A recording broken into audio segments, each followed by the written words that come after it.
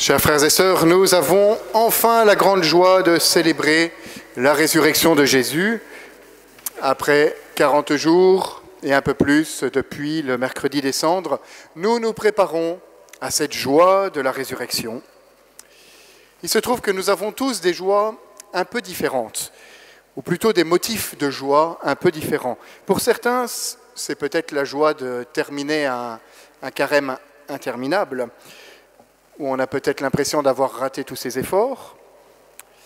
Pour certains, c'est la joie de vivre tout simplement la résurrection de Dieu comme d'un ami qui vient auprès de nous. Pour d'autres, le début de l'homélie signale aussi la fin de tous les textes qui étaient peut-être un peu interminables eux-mêmes.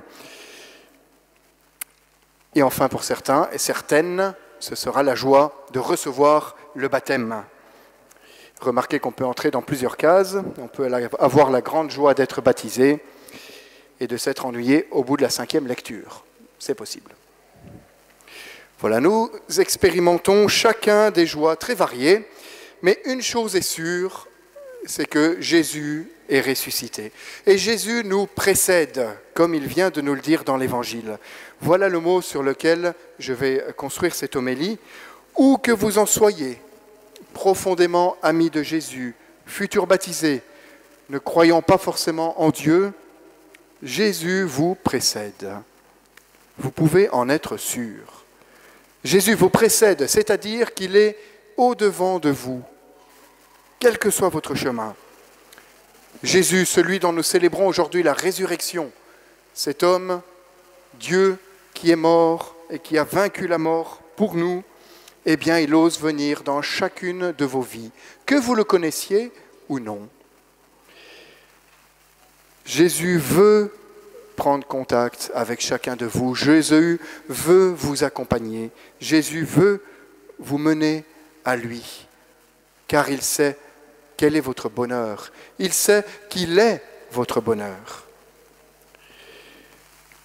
Ce que je vous dis là est exactement ce qui se passe dans l'Évangile. Nous allons regarder un peu comment Jésus s'y prend avec les saintes femmes, Marie-Madeleine et l'autre Marie, la femme de Clopas. Et en voyant ça, on verra aussi comment Jésus s'y prend avec chacun de vous. C'est ça qui est intéressant. Tout d'abord, Jésus va nous précéder dans nos tremblements de terre. Au matin, Marie-Madeleine et l'autre Marie viennent au tombeau de Jésus. Il faut imaginer un peu leur état d'âme. Jésus est mort il y a 2 jours, après avoir été torturé, après avoir été trahi. Elles avaient une immense affection pour lui. Elles basaient toute leur espérance en lui, et voilà qu'il est mort, et de manière horrible, qu'il a été enterré. Vous imaginez un peu qu'il n'y avait pas vraiment de lumière dans leur cœur ce jour-là, comme le début de notre célébration, où l'église était complètement noire, et puis nous sommes entrés avec les cierges. Elles viennent au tombeau, peut-être pour faire une dernière fois, pleurer une dernière fois, et puis faire leur deuil et passer à autre chose. Et c'est à ce moment-là qu'a lieu le tremblement de terre. Ce tremblement de terre, il est l'image de ce qui se passe dans leur cœur. Toutes leurs certitudes ont disparu. Elles ne savent plus quoi faire. La mort de Jésus les a complètement perdues. Elles ne savent plus où aller. Elles ne sont pas les seules à vivre un tremblement de terre. Et vous aussi, vous vivez des tremblements de terre, des grands, des petits ou des grands drames, des disparitions douloureuses de proches, des maladies, l'épreuve du chômage, la trahison.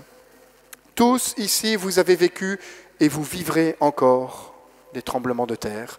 Et cela fait partie de la vie. Alors je ne vais pas m'étendre sur la responsabilité de Dieu dans nos souffrances et nos épreuves. On en a déjà parlé dans d'autres homélies que vous trouverez sur le site de la paroisse.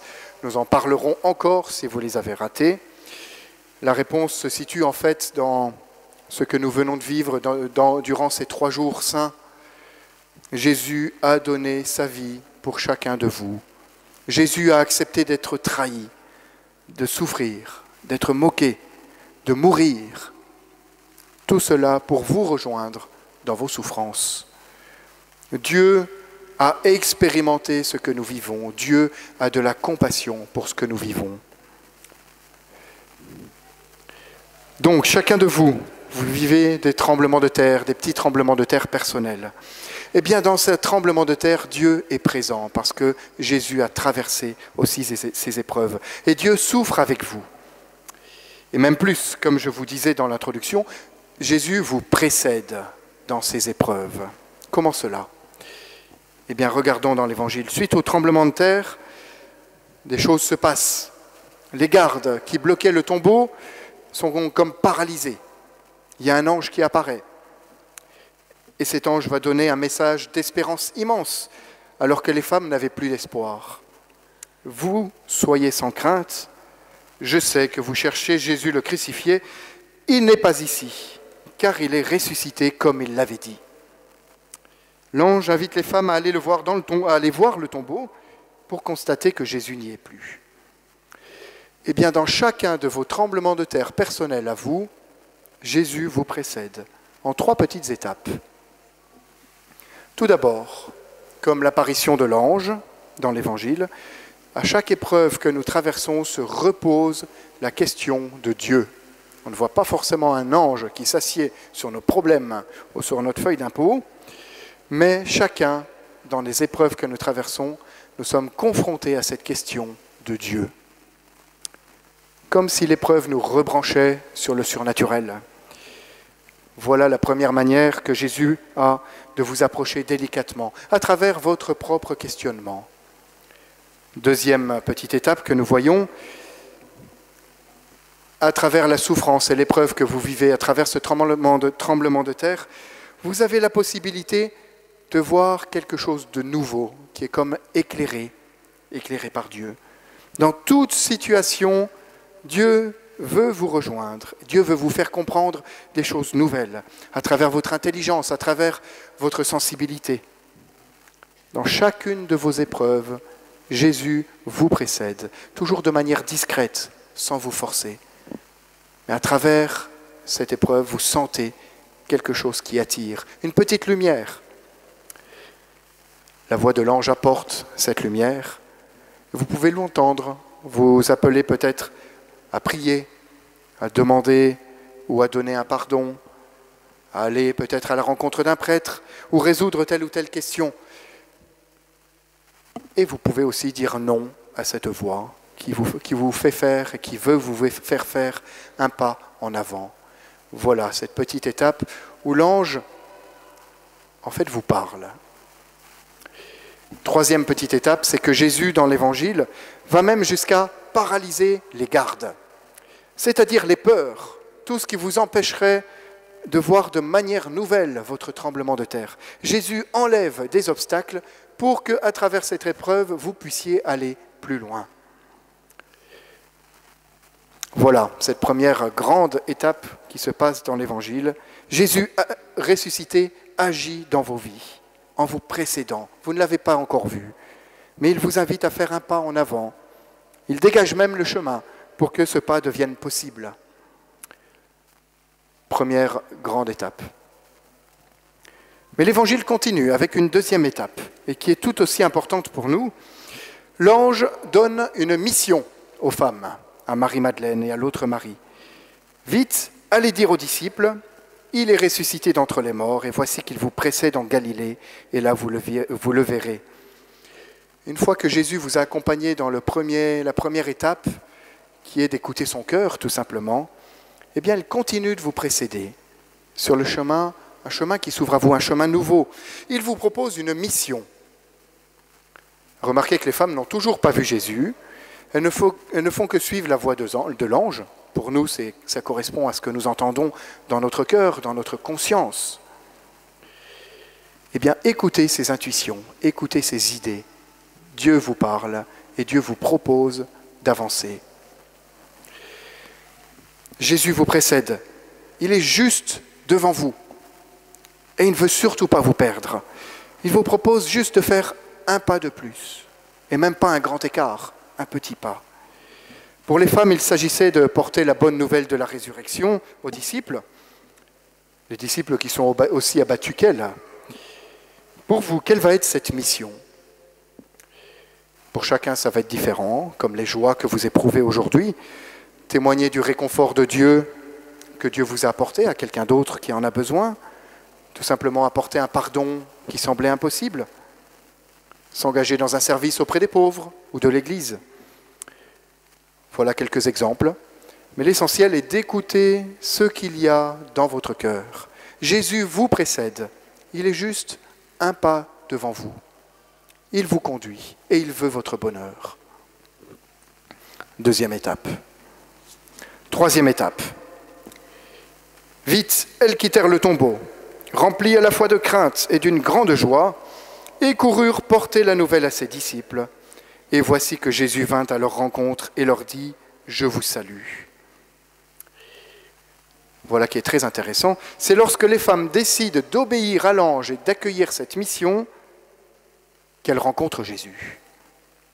Et enfin, cette rencontre se fait. Celui qu'elles aiment de tout leur cœur et qu'elles avaient perdu, elles peuvent enfin le rencontrer. Jésus n'apparaît pas tout de suite. Jésus apparaît après un acte de foi, après une confiance, un acte de confiance.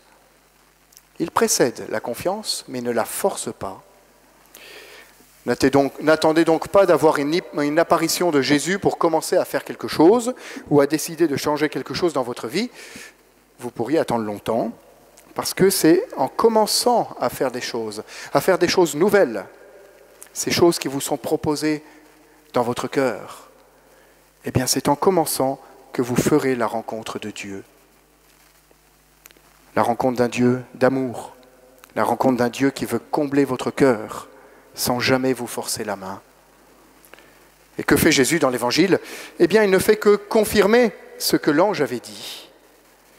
Il ne dit rien de plus. Soyez sans crainte, allez annoncer à mes frères qu'ils doivent se rendre en Galilée, c'est là qu'ils me verront.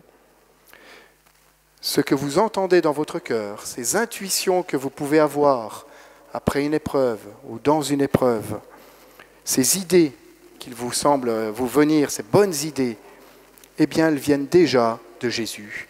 Et lorsque vous vous mettrez en route, que vous commencerez à mettre en place ces idées-là, vous ferez la rencontre de ce Jésus qui vous a donné ces idées. Jésus vous précède et Jésus vous accompagne. Dieu vous parle à travers votre intelligence. Dieu vous parle à travers votre cœur. N'hésitez pas à suivre votre intelligence et votre cœur.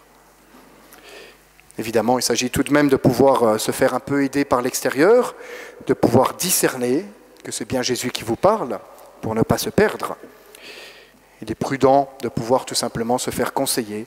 Et voilà pourquoi nous avons tant besoin des frères et des sœurs dans l'Église, de pouvoir nous faire accompagner. Voilà donc ces 3 étapes que le Jésus ressuscité vous propose de vivre dans vos tremblements de terre. Vous traversez peut-être des épreuves, certainement, nous en traversons tous. Jésus agit de la même manière en chacun de vous. Tout d'abord, il parle à votre cœur, en vous proposant un petit pas à faire. Ensuite, il vous donne une mission envers les autres, Et enfin, il vient à votre rencontre lui-même pour combler votre cœur, pour vous aider à accompagner cette mission et pour vous conduire au bonheur. Dans toutes ces étapes, il vous précède et en même temps, il vous accompagne. Son plus grand désir, c'est que vous puissiez cheminer avec lui tous les jours jusqu'à la vie éternelle. Donc, chers frères et sœurs, je vous souhaite aujourd'hui, en ce jour de la résurrection de Jésus, de vivre un autre tremblement de terre, celui de votre rencontre avec Jésus, ce tremblement de terre qui va changer radicalement votre vie. Tout à l'heure, 5 d'entre nous vont être baptisés. Elles ont cheminé pendant un certain temps avec Jésus pour devenir aujourd'hui ses sœurs. Eh bien, je vous invite peut-être ce soir, ou peut-être dans les jours prochains, pour les ménager un peu, de leur demander comment Jésus les a précédés, comment il a fait pour les mener, peut-être depuis très longtemps, jusqu'à ce jour. Quel mystère et quelle beauté de ce Jésus qui nous accompagne de manière discrète. Dieu s'occupe d'elle depuis longtemps. Il continue à s'occuper d'elle. Il va continuer. Dieu continue de s'occuper de chacun de vous. Dieu vous précède sans cesse sur ce chemin qui est votre vie, pour vous mener au bonheur, qui est tout simplement de vivre avec lui. Seigneur Jésus, aujourd'hui, je te remercie du fond du cœur pour ta mort et pour ta résurrection. Dans ta passion, tu pensais à moi. En étant vainqueur de la mort, tu as encore pensé à moi, à mon bonheur, à ma vie avec toi. Aujourd'hui, en te remerciant, je veux te dire à nouveau combien je veux t'aimer, combien je t'aime. Et je veux te promettre à nouveau de te suivre avec confiance, car je sais que tu me précèdes et que toi seul peux combler mon cœur. Amen.